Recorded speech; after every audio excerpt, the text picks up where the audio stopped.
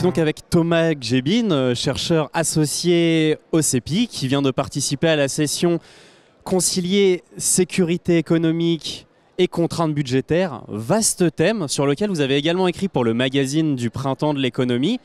Ce que vous avez dit au cours de cette session, c'est qu'il y a 2 mois, quand vous avez écrit cet article, vous avez été peut-être un peu pessimiste. Quels sont les événements qui ont survenu depuis et qui vous rendent un peu plus confiant envers l'avenir ? Ce qui a changé, c'est l'arrivée au pouvoir de Donald Trump qui a produit une réaction en Europe et surtout en Allemagne. C'est-à-dire que ce qui n'était pas imaginable quand on a écrit l'article pour le MAG en janvier, ce serait qu'il y ait un tel changement de logiciel en Allemagne. Là, aujourd'hui, ce qui est sur la table en Allemagne, c'est un plan de relance de 500 milliards d'euros. Et donc là, c'est de nature à changer la dynamique économique européenne et ses enjeux de sécurité, puisque c'est vraiment un plan de relance massif qui pourrait être mis en place, comme l'Allemagne n'en a pas fait depuis des décennies. Donc ça rend optimiste sur la capacité de réaction des États européens et en partie de l'Allemagne, qui est le principal État au niveau de l'UE.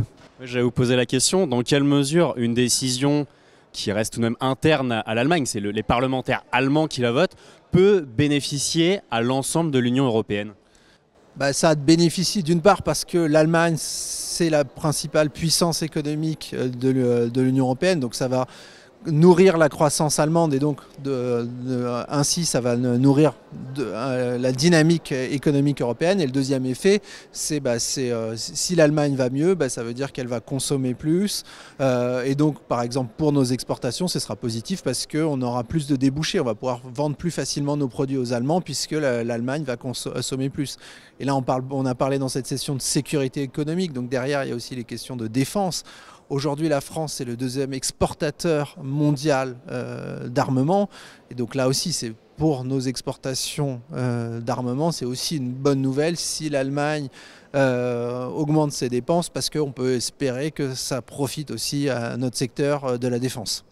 Merci Thomas Gbin. Si ces problématiques vous intéressent, vous pouvez toujours revisionner le replay de la session à laquelle mon invité a participé sur cette question allemande. Une autre vidéo aussi de la série Behind the Scene que je vous invite à revisionner, celle avec François Villeroy de Gaillot, gouverneur de la Banque de France, qui nous avait fait part de son enthousiasme à ce sujet-là.